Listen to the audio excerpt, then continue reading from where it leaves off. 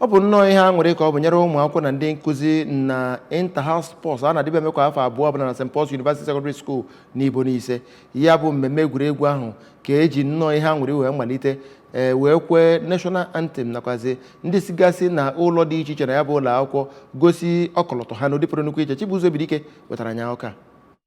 ahụ bụ nke asọrọmpi dị iche iche bụ nke gụnyere ịgba ọsọ, ịkwụ n'ahịrị nakwa egwuregwu badminton na ọtụtụ ihe ndị ọzọ. N'oge ọ nọ na-ekele ụmụ akwụkwọ ahụ, onye President Mothers Union nakwa Women's Guild Province of the Niger bụ Dọkịnta Chioma Ibezim bụ onye nọchitere anya ya bụ Reverend Canon Jonathan Ikpeoyi nọrọ n'oge ahụ kwupụta obi aṅụrị ya nyegara ọrụ a na-alụ n'ụlọ akwụkwọ ahụ ma tozikwe ndị isi ụlọ akwụkwọ ahụ ka ha si wee wugherie ọnọdụ ụmụ akwụkwọ nakwazi agụmakwụkwọ n'ụlọ akwụkwọ ahụ. Ọ dụkwara ndị nne na nna ka ha zụọ ụmụ ha ọfụma ma chọpụtakwa ọnatarachi ha n'oge bụ nke o kwuru na ọ ga-enyere aka ịzụlite ha ọfụma. N'okwu nnabata ya, onye prịnsịpal n'ụlọ akwụkwọ ahụ bụ Reverend Canon Joseph onye Igbo kelere onye nwe ụlọ akwụkwọ ahụ bụ Most Reverend Alexander Ibezim maka nkwado ya na ndụ ndị isi ụlọ akwụkwọ ahụ ya nakwa ọtụtụ ndụ ụmụ nwoke nakwazi ụmụ nwaanyị nọ n'ụlọ akwụkwọ ahụ ma rụtụkwazi aka na ọtụtụ ọgbakọ nkụzi a na-enwe n'ụlọ akwụkwọ ahụ bụ nke bụ isi sekpụ ntị n'ihe na-atọrọ ha nzọụkwụ. Ọ yọzikwara ka etinye anya ihe gbasatara nchekwa nakwa inye ọkụ nke a na-adọta n'anyanwụ nakwazi nrụgharị